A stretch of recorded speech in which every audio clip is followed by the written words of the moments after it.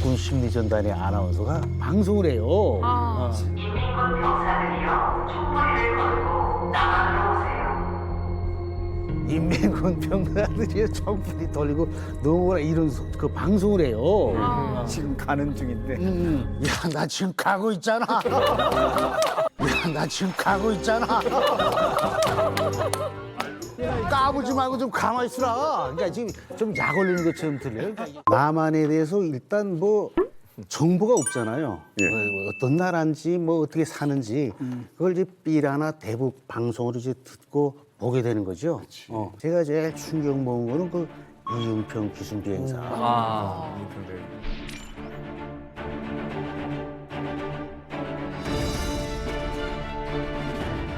기순 비행사 이 사진인데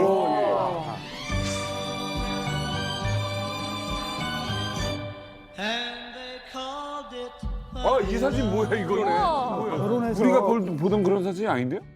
이거 딱 보고 야 저렇게 그 저 자유 세상에 가서 행복히 사는구나. 참. 그다음에 뭐 가족 사진, 뭐 가족과 같이 그 저 유원지 가는 사진들도 많이 나오죠. 그러면 야 저기 완전히 그 저 자유로운 딴 세상이 이런 데서 행복하게 살고 있구나. 그런 그 말하자면 그 굉장한 부러움. 네. 우리는 언제 저런 자유 세상을 만날까? 그런 걸 그 꿈으로 간직하게 되는 거죠. 당시에 북한군 사이에서 이응평 대령이라고 하는 사람이 이제 전투기를 몰고 월남했다. 이 뉴스가 알려져 있었습니다. 알려주죠. 아니, 그게 당국이 뭐 알려주는 게 아니라 그거 가지고 군대는 한 3일 동안 고초를 겪었어요. 뭐 당의 신임을 배반하고 이응평이 뭐 어떻게 나갔다 이러면서 3일 동안 뭐 비판서 쓰고 뭐 사상투쟁하라는 식으로 그러니까 맨 그 전군 그 아무 그 제돔 사람들 그렇게 3일 동안 고달받게 만들었다니까요. 그래요? 오히려 역으로 선전해준 꼴이 돼버렸네. 그래서 뭐 자기네 그걸 방지하겠다고 뭐 사상 교양한다고 했지만은 이응평이라는 사람이 비행기 타고 나갔다는 거를 그 반대 급부로 다 알게 된 거죠. 아니 북한에서 장교시면은 삐라 몇 장 본다고 사실은 쉽게 동요되지는 않을 것 같거든요. 그게요? 그 당시만 해도 이렇게 뭐 그 배급도 괜찮게 나왔을 것 같고. 그러니까 약간 그 설명이 필요한데 네. 우리 아버지 고향이 저기 전라남도 광주시예요. 전라남도 광주광역시인데 그 6.25 때 북한이 점령했잖아요. 네. 그러니까 그 서중학교인데 지금 그 광주 1고 거기 그 북한이 점령해가지고 거기 북한 사단 캠프가 됐어요 군대. 우리 아버지가 그 학생 회장이었는데 뭐 이 사람이 영어도 잘하고 이런 거 기록이 다 있잖아요. 근데 그 전쟁 시기라 유엔군 그 포로들이 있잖아요. 네. 그 미군도 있고 그 미군 포로들 그 사단 캠프에 데려갔다는 거예요. 네. 데려와서 우리 아버지 영어 잘한다니까 총 들이대고 통역해라. 총 들이대고 하라는데 안 할 수가 있어요? 통역했죠. 그러니까 포로 신문. 맞아. 그다음에 도망갈 때는 이게 전쟁이 필요하다 끌고 간 거예요. 납북되신 거죠, 아버지? 네. 그게 데리고 가서 김일성 종합대학을 보는 거예요. 왜 이 사람이 강요해서 했던 어쨌든 자기네 도와준 거 아니에요. 그러니까 이게 포로 통역을 해줬으니까. 그래가지고 뭐 이 똑똑하고 공부도 잘하니까 김정일이 후배로 두고 이제 공부를 했죠. 우리 아버지 고향이 그러니까 난 원래 정체성이 남한하고 이런 거. 내 고향이 저기 남한 광주다. 이렇게 그러니까 그 고향에 대한 그 애정 그런 데로부터 더 많이 좀 연구하기도 하고 호기심 가지고 많이 본 거죠. 아 그러셨구나. 그러면 소자님 그 당시에 소자였을 때 근무하시던 부대는 어디에 있었어요? 황해남도 배천군 금산리에 있었어요. 황해도? 황해도인데 이 예성강 하구인데 예성강 하구 따라서 이게 강 북처럼 이렇게 쭉 그 철책이 돼 있다고 보면 돼요. 이렇게 바다인데 강 넘으면 개풍 2군단이고 강 건너서 이게 4군단이 있거든요. 네. 거기서 강화도가 한 3, 4km. 심리밖에 안 되는 거예요? 가깝네요. 이렇게 잘 보이고 이러죠. 그러면 그 당시에 대북 막 방송 이렇게 할 때 아니에요? 그렇죠. 다 들리죠. 우리가 북한에서 또 그 저기 뭐야 그 방해 방송이라고 방해 전파 날리지 그렇게 해서는 이 전기가 없으니까 밤 12시는 또 못해요. 그또 출력 높여 가지고 이렇게 서로 출력 경쟁하는데 한국이 출력이 높잖아요. 잘 되죠. 그런데 이제 사실 1980년대에 들어서면서 이제 체제 경쟁에서 이제 우리가 우위를 차지하기 시작하잖아요. 남북한의 삐라도 조금 다른 내용들을 담기 시작했다 하는 이야기가 있었는데. 그러게요.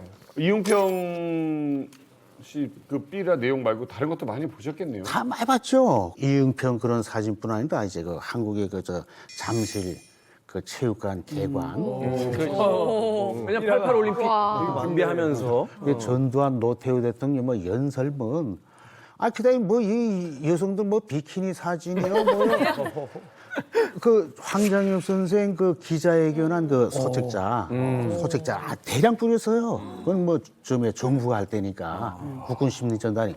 그래서 제가 몇 장 한번 준비해봤습니다. 그래요? 삐란 재밌다. 네. 요 몇 장을 좀 준비해봤는데 여기 보시면 선진국으로 도약하는 오늘의 대한민국 하면서 63빌딩이 아니 63빌딩이네요. 멋있네, 멋있어. 야, 여기 보시면 86 아시아 경기대회와 88 서울올림픽 개최 준비 만점 하면서 이렇게 와 이렇게 써있고 여기 올림픽 개최는 경제가 발전한 나라에서만 꼭 그래. 가능하다고. 팩트지.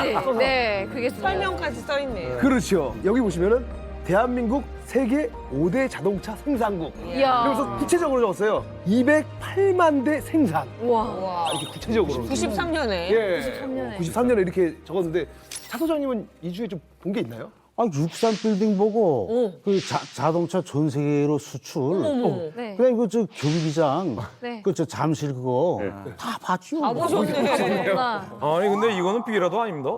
뭐 이런 거 갖고 삐라라고 합니다. 놀래지. 거만한 표정은 뭡니까? 차 소장님이 아마 그 한 120%에서 한 200% 봤을 법한 삐라를 제가 어렵게 구해왔어요. 자, 차 소장님이 기순하기 전 80년대, 90년대 우리나라에서 보낸 삐라 중에서 저는 이 부분을 주목했습니다. 당대의 여배우들이나 아니면 미녀들의 비키니 사진 이런 걸 우리가 많이 보냈거든요. 그래요. 자, 예를 들어 뭐 이렇게 수영복 차림을 한 그 여배우나 아니면 좀 이렇게 노출이 많은 여배우의 사진과 함께 문구가 예술이에요. 자, 보세요. 용감한 당신이 나를 가질 수 있어요. 자, 그러면서 이 여배우가 이렇게 얘기합니다. 나를 서울의 애인이라고 불러주세요. 군인들은 보면 난리 납니다. 내가 봐도 난리 나지 이거. 자, 이게 지금 방송이 가능한 겁니까 지금 우리가? 이 정도가 지금이 아니라 그 당시에 어떤 80년대에 정부에서 요즘은 저러면 큰일 나. 자, 그리고 다음 전단도 있으면 이렇게 우편 엽서로 이렇게 전현지대 인민군 여러분 여친에게서 온 거네. 이러면서 본인의 사진을 이제 딱 생글씨에 서울의 애인 수키 올림 서울의 애인이라고 불러주세요라고 하고 굉장히 요 앞쪽에 약간 상체가 많이 드러나 있는 사진이 있는데 인민군 입장에서는 궁금할 거 아니에요. 아니 그러면 전신은 없나? 뒷면에 전신이 있어. 뒷면에 전신이 있어. 옛날엔 그랬다. 옛날엔 이게 그랬다. 그렇죠. 안 버린다는 거지. 버리질 않는다. 붙여놓는 거죠. 저도 오늘 방송 끝나고 가져갈 겁니다. 그래서 보면은 붙여놓을게요. 전현지대 인민군 여러분, 낮에는 고된 훈련과 작업에 밤에는 지겨운 학습과 보초금으로 얼마나 고생이 많으세요. 라면서 이제 귀순을 하셔서 저를 꼭 안아주세요. 서울의 애인 수키 올림이라며. 제가 좀 이제 경제 발전을 드러내는 삐라도 갖고 왔어요. 이번엔 좀 건전하게 경제 발전상을 보여주는 경제 발전상을 보여주는 삐라입니다. 행복한 새 삶은 당신의 용단에 라면서 이제 서울 야경이 제 눈엔 서울 야경밖에 안 보이는데 서울 야경이 자유대안의 품으로라고 이런 전단도 보셨는데 우리 차 충격적이네요. 소장님 지금부터 청문회 진행하겠습니다. 자, 모른다고 하지 마시고요. 자, 이 세 개 중에서 어떤 게 정확하게 기억에 나십니까? 이 밑에 두 개는 기억이 나요. 밑에 두 개. 밑에 두 개. 네. 수키 씨는 그거는 내가 본 생각 안 나요. 이 뒷면은요? 그것도 안 봐요. 그런데 이거 보셨군요. 봤죠. 근데 이런 건가? 이게 군인들이 뭐 20대 저 그럼요. 청년들인데 되게 왕성한데. 혈기왕성한데 이 여성들 그 야한 사진이면 다 호기심이 있죠. 호기심이 다 있죠. 근데 뭐 가지고 있기 못하니까 이제 몰래 뭐 가지고 감추고. 뭐 이렇게 감추고도 하는데 정신 그 무장 상태를 좀 해이하게 만들고 그다음에 생에 대한 애착. 그러니까 말하자면 내가 목숨 바치기 위한 그 물돈봉 수봉에서 뭐 죽는 것보다 나도 행복한 삶을 추구해야 되겠구나 이런 생에 대한 애착 이런 거에서 이걸 하거든요. 그 63 빌딩 보시고는 어땠어요? 아, 63빌딩에 북한은 없으니까 야 저렇게 고층 좀 이런 그 빌딩도 이렇게 지을 수 있구나 처음에 접하니까. 63층. 근데 꼭 그좀 여기 사회주의 자본주의 이기는 게 없어요. 내가 볼 때 자본주의가 뭐그 자동차도 잘 만들고 뭐 이게 건설도 잘하고 그래서 좀 저 자본주의 사회 그런 그 동종이 계속 싹 트는 거죠. 뭐. 그 당시인데도. 예.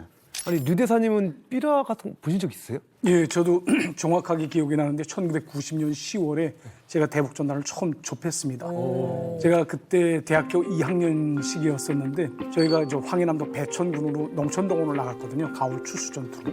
황해남도 배천군이 서장님께서 군 복무하신 것입니다. 근데 어느 날 저 야산을 보니까 쭉 이렇게 삐라가 덮여져 있더라고요. 그래서 저희가 주소로 가서 제가 봤습니다. 한 장을 그래서 보니까 한노 수교와 관련된 내용이 있더라고요. 네, 그래서 예, 보면서 문득 이런 생각이 나는 거예요. 어쨌든 소련이라는 그 나라는 사회주의 종주국이 아닙니까? 예, 그런데 이 사람들이 우리 편을 들어야 될 사람들인데 어떻게 돼서 우리의 적인 한국과 수교를 하게 되지? 뭐 이런 식으로 해서 멘붕이 오는 겁니다. 그런데 또 2년이 지난 1992년에 또 한중 수교가 또 됩니다. 그 다음에는 저희가 생각을 야 이거 뭐 우리가 가는 길이 이거 옳은가? 라는 그런 심리적 동요가 일어나기 시작합니다. 아, 우리를 도와줬던 6.25 때 도왔던 러시아와 중국이 다 한국과 수교를 맺은 수교를 네. 했죠? 아, 이건 충격이 되겠네요. 예, 충격이죠, 완전히. 이제 제가 보고 이 본 내용을 다른 사람한테 전달하고 이게 또 바로 말이 초리를 가서 쭉 해서 저기 온송까지 올라가거든요. 제일 북단까지. 예, 그런 식으로 이제 삐라 한 장의 위력이 그렇게 큽니다. 아, 그리고 삐라가 있지 않습니까? 재질이 얼마나 좋은지. 노동신문은 타도 얘는 안 타요. 70년대 북한이 그랬었어요. 내가 기억이 나는 게 그때 이제 그 전단 하나 주워가면 공책하고 그다음에 손오공이 감췄다는 만화책을 하나 주더라고요. 완전 깬 거지. 야, 저기 잔뜩 있는데. 그래가지고 86장 기억나거든. 86장. 다음날 닦았는데. 언제 하셨어요? 꿀밤을 딱 때리더니 너 이것만 하고 다니냐. 그래서 내가 이제 세상이 이제 수학대로 돌아가는 게 아니다라는 걸 깨달았는데 나중에 이제 그걸 갖고 있다가 들켰어요. 아버지한테 들킨 거니까 아버지가 막 난리가 나가지고 이거 빨리 태워버리라고. 안 타더라고요. 그러니까 그때는 북한이 이거 질이 괜찮았어요. 근데 지금은 이제 엉망이 된 거죠. 최전방에 계셨으니까 뭐 삐라뿐만이 아니라 이제 대북 그 확성기 소리도 분명히 들으셨을 것 같아요. 아무래도 실제 이제 남한 방송을 듣게 되면 이게 전단이나 물건보다 좀 더 생생한 어떤 체험 같은 걸 하게 되니까 마음이 좀 동요되지 않습니까? 그렇죠. 아그 저 주현미의 마주보는 눈빛이 마주보는 눈빛이 무얼 말하는지 이 재밌잖아요. 재밌고 주현미가 그 1년에 100만 달러 이상 번다 이런 자료들 같이 이제 삐라도 들어오거든요. 10억 이상 벌죠. 근데 북한에 뭐 외화벌이 사업소라고 뭐 배지 뭐 해수 외국에 그게 뭐 1년 과정 한 10만 달러 돼요. 근데 10만 달러도 못 해가지고. 그런데 한 사람이 그 뭐 저 100만 달러를 벌어들인다. 이렇게 하니까 야, 이 자본주의 사회 그 이 물질적 부가 이제 풍부하다. 이거는 제가 굉장히 그 부러움의 대상이죠. 그렇죠. 아니 소장님 혹시 제 목소리 혹시 기억 안 나세요? 왜? 이 자리에서도 제가 또 한번 공개를 할 비밀이 또 있습니다. 뭔데? 해외 동포 여러분 안녕하십니까? 여기는 대한민국 수도 서울에서 보내드리는 KBS 제3 라디오 한민족 방송입니다. 대북 라디오 방송 됐어요. 선배님. 다 했어요. 아이가 정말 그 대북 라디오 방송 그 3라디오 앵커가 아니라 KBS 월드 뉴스 그 9시 뉴스를 제가 영어로 방송을 했어요. 이렇게. Broadcasting from Seoul, the Republic of Korea. This is KBS World News. I'm your host, 선 김하고 방송했어요. 그래요? 이러고 하다가 저 KBS 국제부 옆인지 한민족 방송이었어요. 그렇죠. 그래서 와가지고 PD님이 너 북한에 보내는 그 방송에서 하루 한마디 영어 표현 하나씩 하라고. 좋네. 하라고 하더라고. 그래서 물어봤지 내가 PD님한테 북한의 영어 수준이 어느 정도 되냐 했더니 꽤 수준이 높대요. 그래서 북한도 요런 건 몰랐지 하는 표현을 하나씩 가르쳐 달래요. 그래가지고 정말 실용 영어로 가자. 그래서 북에 계신 동포 여러분, 오늘 여러분께 가르쳐 드릴 표현은 닥쳐입니다. 우리는 be quiet은 누구나 다 알잖아요. 그래서 put a sock in it이라고 양말을 쑤셔 넣으라 했거든요. 북한 동포 여러분 안녕하십니까? 오늘 표현은 닥쳐입니다. put a sock in it, 닥쳐. 지금까지 썬킴이었습니다. 재밌어. 너무 재밌다. 맨 이런 표현일 것 같은데. 아무리 전단을 보고 어쩌다 한국 방송이 좀 들린다고 해서 거기 있는 모든 걸 두고 대한민국으로 가자는 어려운 얘기고 결정적인 계기가 있으셨을 거예요. 최전방에 일본 시다치 회사가 만든 그 TV에다가 소나무다고 북한 상표를 붙여서 줬어요. 근데 그거 이제 봉인을 다 해놨죠. 채널 이게 못 보게.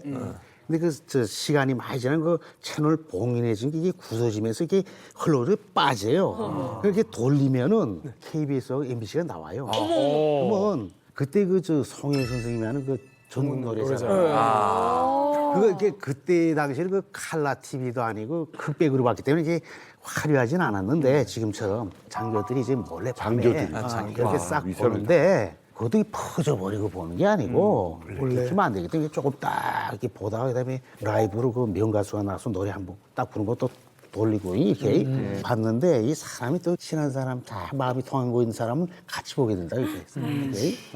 이게 뭐 이게 속속하면서 같이 보게 되는데 이 양반이 이게도 장교인데 딴 사람하고 또 이렇게 뭐 자기 친한 사람한테 이렇게 보다가 걸린 거예요. 한국 방송을 그 보이던 게 밤에 저 야간 순찰 같은 거 좀 떠요. 딱 봤죠. 보는 거. 그래가지고 딱 왜 보고 하니까 분당 보임 가서 잡아갔어요. 보이부 가서 견디는 사람 없다 이거든요. 그렇죠. 이 고문이다 뭐 이래 쉽게 말해서 다 뭐 몸물까지 토해내야 되니까 네. 너 옛날에 누구하고 봤어? 그렇지. 나하고 봤더니 나도 그 정치원 승수 가야 되는 거죠. 100%죠. 예, 그러니까 정치범 성수라는 건 종신형인데 거기서 그 고통을 하면서 뭐 몇 살 더 살겠다 이러다가 그 고통스럽게 죽느니 뭐 그 내가 죽던가 아니면은 남한으로 가야 된다. 그래서 온 거죠. 사실 그 중국 쪽으로 이제 많이 탈북도 하고 하는데 휴전선에서 탈북을 못하는 가장 중요한 이유는 공포예요. 거기서 이제 도망가는 거는 직사에서 그냥 쏴 죽여도 되거든요. 그 다음에 잡히면 무조건 총살이에요. 근데 총살인데 북한에서 총살 당하는 장면을 못 본 사람이 거의 없잖아요. 그러니까 아주 처참한 그 처지에 빠지는 게 두렵죠, 사람이. 그래가지고 뭐 내가 거기 있어도 죽고 그 뭐 여기 뭐 가다가 좀 죽어도 죽고 그런 상황이 됐으니까 온 거죠. 나는 여기 있으면 죽어. 평생 감옥에 있고. 자, 그렇다면 날짜를 잡아야 되잖아요. 지금 당장입니까? 아니면 내일, 모레? 부대를 나가야 되니까 일단 어느 때 체포하려고 올지 모르니까 그게 9월 8일이었어요. 9월 8일. 9월 8일. 이제 막 여름 끝나고 9월 8일 날 잡아간 거예요, 그거. 그러니까 나도 9월 8일 날 튄 거죠. 바로 그냥 바로. 그 다음 날이 구구절인데 북한의 국경절이죠. 공화국 창건이. 제가 이게 이제 타이밍이 아주 절묘하다고 생각하는 게 뭐냐면 구구절을 택하신 거예요, 소장님이. 그러니까 구구절이 어떤 날인가 하게 되면 김일성, 김정일 생일, 그리고 또 당창건 기념일과 더불어 북한의 10대 명절 중 하나로 되어 있습니다. 그러다 나니까 이거 북한에서는 공식 명칭은 어떻게 부르냐면 공화국 창건 기념일이라고 합니다. 이 날만큼은 해외 주재 공간들에서도 뭐 외교관들이 100% 다 쉬거든요. 휴식일입니다. 가장 좀 느슨해질 수 있는. 예, 그러니까 tan계를 늦출 수 있는 그런 날이거든요. 다 쉬죠. 국가가 전부 뭐 군대도 쉬고 뭐 외교관도 쉬고. 그다음에 이 구구절이라고 하면은 원래 북한 군대에서 하지 못하게 돼 있는데 군관들이 술도 좀 먹어요. 술 좀 먹고 이 병사들은 돼지고기하고 이제 떡을 먹잖아요. 일상적으로 잘 못 먹은 사람은 음식에도 취하는 거예요. 그냥 그럼요.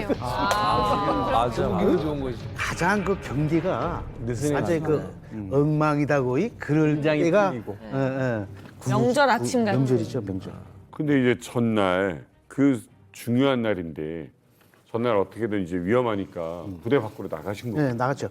나갔는데 거기는 지대가 또 논보림에서 금이 많이 나, 사금이 많이 나요. 모래금. 군인들 그 저 부대마다 또 외화보에 과제를 그 또 줘요. 뭐 예. 금 이렇게 하나. 네. 금을 조금이 삥땅을 찾죠. 한 16g 정도, 16g 정도 이렇게 가지고 있던 거 나가가지고 이제 시장 갔잖아요. 장만. 가가지고 빵깡도 사고. 빵깡이? 물통. 물통. 원래 물통이죠, 그게. 물통. 그래서 딱 사가지고 그다음에 빵도 좀 사고 사탕도 좀 사고. 일단은 은거할 수 있는 데가 있어야 돼요. 내가 그날 못 나가면은 자기도 해야 되고 해야 돼. 그래서 거기서 가장 그 점에 철책에서 가까운 집 있잖아요. 그 마을이에요, 마을. 네. 그 집에 갔죠. 그 어느 그 부대에 그래서 그 외화벌이 여기다 이제 전개하는데 네. 작업장 나는 선발대로 왔다. 그래가지고 여기서 돼지고기 한 5kg 하고 쌀 5kg 쭉 가져가서 들어갔죠. 그 정도 걸리셨다. 아 이게 금이 있었잖아 금이. 돼지고기 한 kg 300원 할 텐데. 그러니까 재워주지. 너 좋아서 하죠. 이거 돼지고기 보지도 못했는데 돼지고기 5kg 가지고 쌀도 입쌀도 가지고 하니까. 그러니까 굉장히 치밀하게 준비를 하신 거예요. 아까 빵통이라고 말씀하신 바로 이 5리터짜리 술통을 가져왔네? 사신 거예요. 이 몰래 삥땅 쳐놓은 금, 사금 갖고 이걸 다 한 거. 그다음에 이제 며칠간 묵으실 숙소까지 구하시고. 자, 그럼 여기서 퀴즈. 차성주 소장님이 탈북하는 데에서 술통은 어디에 있었을까요? 맨정신으로 할 수 없어서 술 드시고. 술 드시려고 여기다 용기 쏟아서? 내서. 네. 이렇게 막 술 먹으려고? 아니, 술 드시면서. 저 정도면 맨정신이 아니고 그 만취 상태가 저걸 드시면. 저는 상상이 안 되는데요. 저기에 석유를 담아서 뭐 불을 아니, 말이 안 되는데 이게 불내서. 뭐지? 저도 알 것 같아요, 느낌상. 종씨 뭐예요? 이거는 뭐 배에다가 이렇게 해가지고 바다로 어떻게 시범을 한번 보여주세요. 튀고 이렇게. 그게 돼요? 이렇게 아, 그러네. 뭘 채운다고만 생각했지. 빈 통일 때도 효과가. 왜냐면 무한도전에서 물통 한 30개니까 뗏목으로 한방 만들 수 있더라고요. 아까 부력을 그러니까 공기를 집어넣어져 있으니까. 이거는 뭐 보세요. 예성하구에서 강화도까지 요거 2개로 과연 어떻게 헤엄쳐서 나왔을까? 이게 궁금하거든요. 사수님 어떻게 하신 거예요? 안돼. 바다를 헤엄쳤다고요? 진짜로? 하나 더 있네. 우리 그 저 김종민 씨한테 좀 시범을 좀 보일까요? 알겠습니다. 재밌다. 이렇게 풀면 재밌는데요, 이거. 직접 제조해서 이렇게 하신 거죠? 그랬죠. 그러니까 이게 자, 어떻게 배에다 딱 대고. 맞아. 느낌. 우리 딱 붙어야 되니까. 그다음 이게 그 낙하산병들은 이게 다 이 바다리 밑으로 이게 돌아간다고. 군인이시니까. 우와. 다 뒤에 이게 딱 하나 대고 두 개가 두 개를 연결. 필요하신 거예요? 두 개. 그러니까 이게 누워서 수영한다기보다 서서 이렇게 가는 거야. 이게 안 나갈 텐데 그러잖아요. 소름 저게 왜냐면 돼요? 이게 봐야 되니까. 나갈 텐데. 시야를 봐야 되니까. 이거를 예. 누가 도와주지도 않았을 거 아니에요. 그렇죠. 근데 이게 앉아서 그냥 막 이렇게 뒤에서 이게 아이고. 괜찮아요. 절박하니까. 얼마나 많은 고민을 운전하려고. 너무 탄탄해요. 앞에는 일단 너무 탄탄해요. 꽉 매가지고 이렇게 딱 하면은 와. 이렇게 서가지고 이제 물살 이렇게 가르면 가는 거죠. 이렇게 둥둥 떠가지고. 그렇죠. 아니 나름 치밀하게 생각을 하셨습니다만 그래도 우리가 일반적인 생각으로 봤을 때 이게 무슨 물놀이 가는 것도 아니고 목숨을 걸고 이제 남쪽으로 내려가서 그것도 바다를 헤엄쳐서 내려가야 되는데 물통 2개에 이걸 가지고 내려간다? 좀 무모하다는 생각 들지 않으셨어요? 선생님, 그리고 이게 바로 앞에 있는 무슨 뭐 여기 앞에 있는 섬 가자는 것도 아니고. 그러니까 글쎄 뭐 무모한 건 맞지요. 무모한 건 맞는데 목숨을 걸었다 했잖아요. 이제 아니 뭐 거기 가만히 있어서 뭐 순종하면서 잡혀가서 죽는 사람도 있어요. 근데 난 뭐 죽겠다고 생각했으니까 그래서 칼도 하나 딱 이렇게 해가지고 뭐 발각되면 뭐 도매 커버리겠다. 그러니까 그런 그 각오가 있으니까 그 무모하긴 무모한 거죠. 저는 사실 아까 그 예성강하고 이제 강화도 그 지도가 직선거리잖아요. 그러면 북한도 분명히 대비를 했을 거란 말이죠. 철책선, 전기선, 그리고 주변의 지뢰들, 그치. 매설을 아마 했을 거란 말이죠. 근데 그걸 어떻게 다 이렇게 넘고 왔는지 저는 그게 되게 궁금합니다. 거긴 물이 들어갔다 나갔다 하는 예성은 하구예요. 그러니까 거긴 지뢰를 못 심어. 그러니까 지뢰는 없고 더 어려운 게 저 자연 장애물을 극복해 가야 되는 거죠. 바다. 그게 바로 물통이 자연 장애물을 극복하게 해줬다 이 말이에요.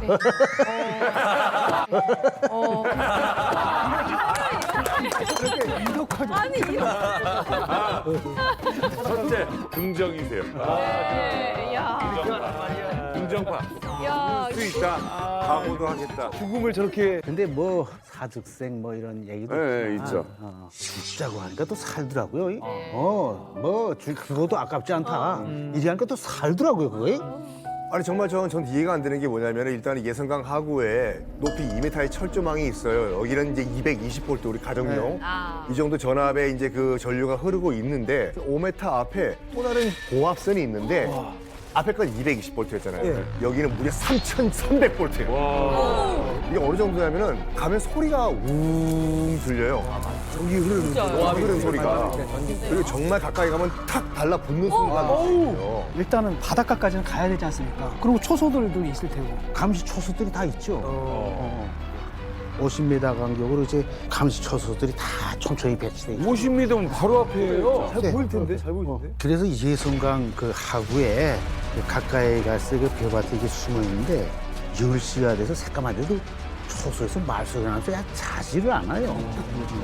그래가지고 그 기다리고 계속 있었는데 새벽 2시가 되니까 조용하고 말소리가 없더라고요.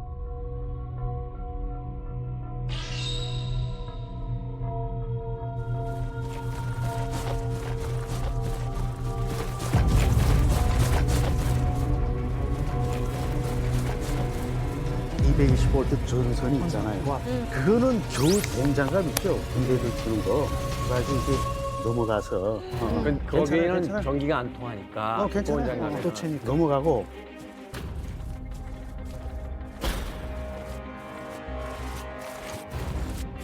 근데 그 고압선 있잖아요. 이거는 사람이 타니까 가까이 접근하기가 좀 힘들어요. 와. 근데 다만 이게 높질 않아요. 이 정도 높이에요. 예. 그러니까 세 줄이 이렇게 가 있는데 이렇게. 그도 위험해. 그거는 근데 북한이 그 전기 사정이 굉장히 가지고 24시간 통화시키지 못하고 그 작전 시간이 있어요. 그러니까 그 누구도 모르죠. 작전 시간만 통과시켰는데 딱 뜯어보니까 소리가 안 나요. 그래가지고 군대에서 그 도마 있잖아요. 이게 체조 선수들 도마 흉께서 이렇게 흉께서 넘어간 거죠. 손 안 대고. 그걸 안 되고 이렇게 아무리 높이가 낮아도 5m 정도 이렇게 자란 거 갈 때 위에 떨어졌는데 그게 아주 에어백처럼 받아가지고 안전하게 착지 시켜주더라고요. 아니 이게 웃으면서 하신 얘기인가요? 웃으면서 할 이야기는 아니에요. 이제 그 전기선 철책하고 고압선을 넘었잖아요. 갈 때 집에서 이 가구까지 나가야 되는데 나가는데 뭐 좀 빽빽빽 소리 나는 게 5시야.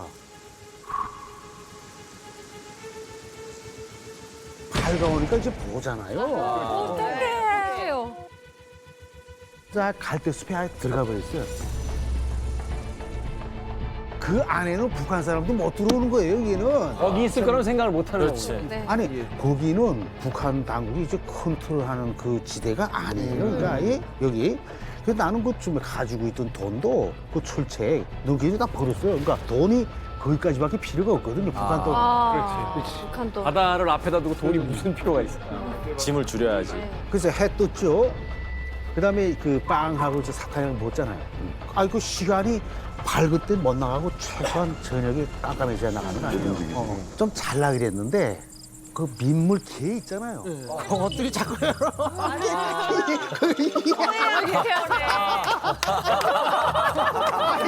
이런 디테일.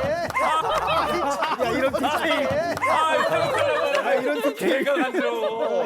웃으면서. 목숨을 건 탈북을 하시는데 지금 그 개가 지금 그러는 게 좀 신경이 쓰이신다고. 아니 난 아까 매력있다. 배포 유하게 한잠 좀 자야 된다는 소리에 깜짝 놀랐어요. 아, 그때쯤 되게 되면 긴장해서 지금 잠도 못 자고 한잠 좀 자고 저녁에 이제 움직이려고. 성격이 워낙 낙천적이고. 네. 아니 낮 시간에는 못 나간다. 못 나가는데 여기 누가 잡으러 오는 놈은 없다. 이 정도로 그냥 예측은 하죠. 그 안에는 뭐 고압선 넘어가면 북한 사람들도 못 들어간다니까. 그러니까 뭐 그 시간이 무료하잖아요, 그거. 심심해요, 무료는. 내가 탈북 직전인데 어떻게 하셨어요? 그 개 어떻게 하셨어요? 아니 저 이렇게 좀 잘하는데 걔가 이렇게 살살 자꾸 개 올라오면서 간지럽히고 그래가지고 아이고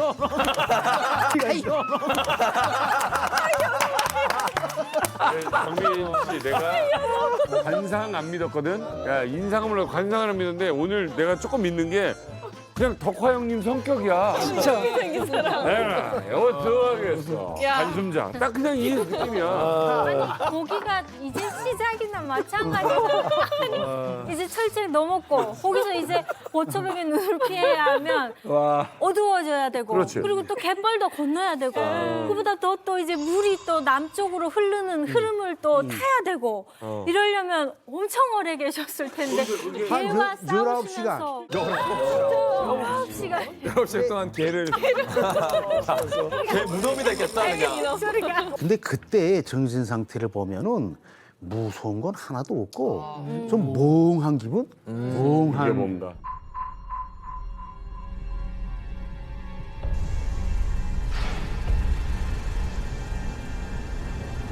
근데 저녁에 보니까 또 물이 들어와요, 이게. 물때가 있어. 물이 들어올 땐 못 나가잖아요. 이게 까꿀로. 그렇죠. 물이 들어오고 있으니까 내가 갈 곳은 저쪽이고. 나갈 때 나가야 근데 또 기다린다. 밤 12시 되니까 이제 그 발밑에 이제 물이 나가는 게 보여요. 물 흐름이 이렇게 봐요. 김정민 씨 이제 거기다가 시범을 보였던 물통을 딱 이렇게 딱 하나, 딱 뒤에 하나 딱 이게 아주 딱 낙하산들처럼 딱 이렇게 딱 기는 거 보여. 물에 뜰을 줬는데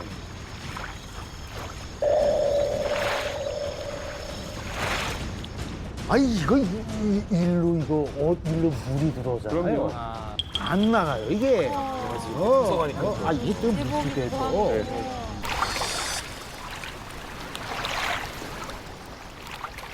그래서 내가 칼가지가 떼죠. 이 파스는 이게 땄어요. 군복이 오히려. 그다음에 이것도 따고 오리가 그때 생각이 나더라고요 수영하는데. 그러니까 오리가 이렇게 보면 이게 막이 다 붙었잖아요. 이게. 물갈퀴. 그래가지고 그 팔솜에 이거를 이게 감았죠. 천대적이신데요? 근데 또 이쪽에 팔솜에 하나 또 이거 감았죠. 네. 이게 한 마리 인공 오리화를 만든 거예요. 사과가 빨리 가는 거야. 사과가 빨리 가는 거야. 그러니까 일로 물이 빨리 나가고 밑으로도 빨리 나가고 이것도 노가 하나 생겼죠. 오늘 뭔가 유쾌하게 말씀을 하시니까. 근데 사실 당사자, 그 당시에 이 젊은 차 소자는 목숨 건 거예요. 지금 나는 죽을 확률이 더 많은 거 아니에요? 이게 너무 힘들어가지고 내가 이제 여기서 죽는 것인가? 이게 죽음이 이런 것인가?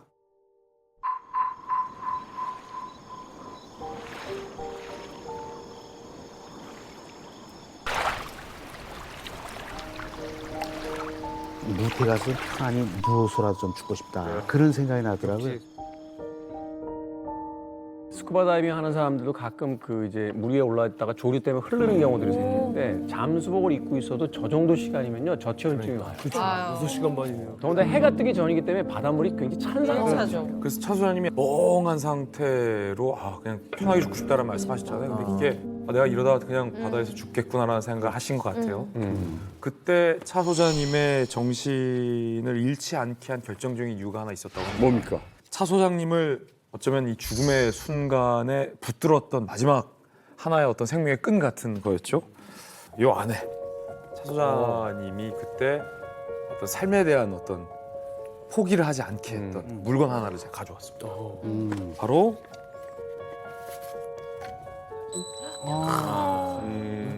그 생애 마지막을 직감했던 찰나에 요 사진을 물에 젖지 않게 아이고. 비닐에 싸서 어딘가에 품 안에 넣고 있었던 상황이잖아요.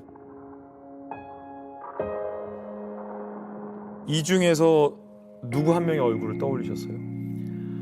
아니 뭐 부모님 얼굴이 제일 먼저 떠오르죠. 그럼. 부모님 얼굴이 제일 먼저 떠오르죠.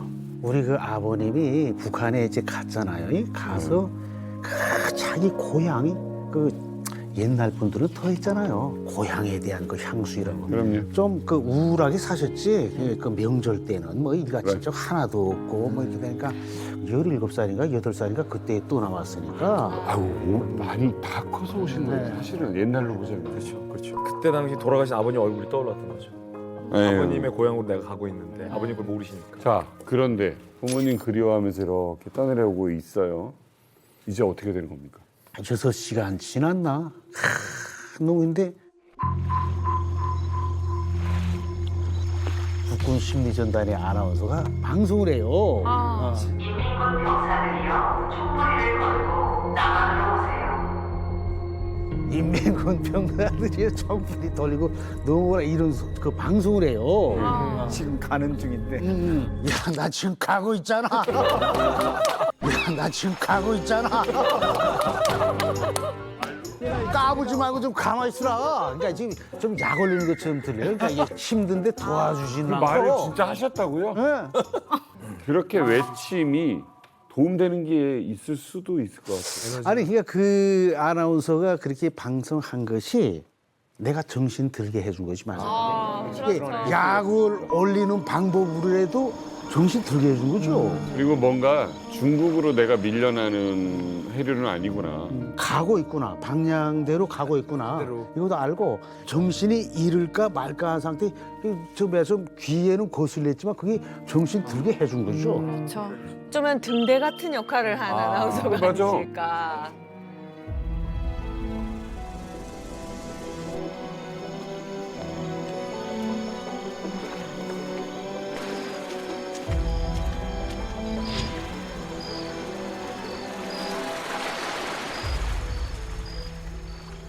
도착하셨을 때 거기가 남한인 건 아셨어요?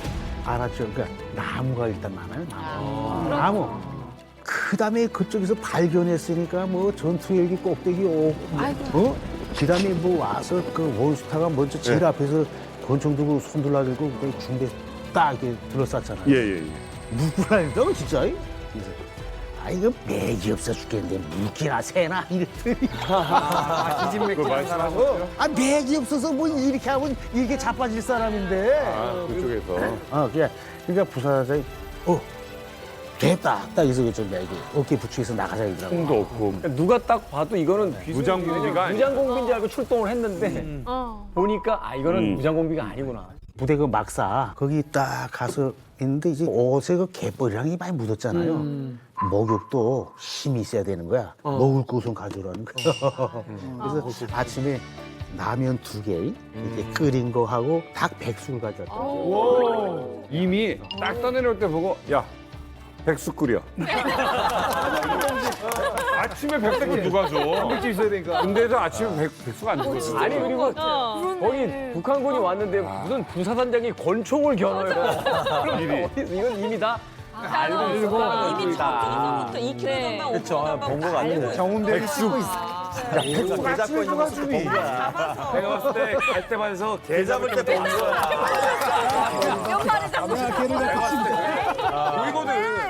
보이거든. 강화 교동에서 거기 갈 때마다 다 보이거든. 사단이 저 김포에 있잖아요. 맞아요. 경계 근무 잘 섰다.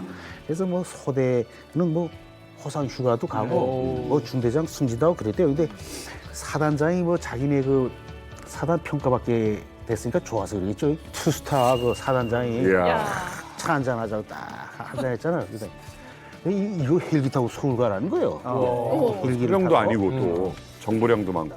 그래가지고 그 헬기 타고 국군 수도병원 딱 건강검진을 받고. 건강검진. 그러면 헬기에서 보신 김포 시내 모습이라든가 서울 이 수도권 모습 이런 게 전단에서 보신 거랑 갔죠. 그대로네 이런 그렇죠, 느낌이 그렇죠. 드셨어요? 그러니까 탈북자들이 해외에서 비행기 타고 들어올 때 이거 뭐 빌딩 보고 놀랐다 그러잖아. 근데 하도 많이 봐가지고 여기 계속 그 날마다 그러니까 이거 63 빌딩 저기 있네 이렇게 보는 거예요. 저기 63 빌딩 있네 이거 승용차 쭉 다니는 거 있잖아. 이게 방송 삐라가 거짓을 한 것이 아니라 진실대로 다 얘기했구나. 그거 한 거죠.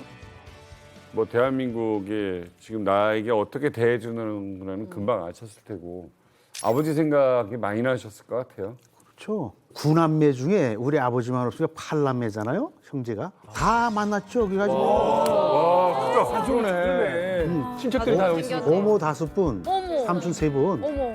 그 뭐 똑같지는 않지만은 눈 모양이 좀 닮았다든가.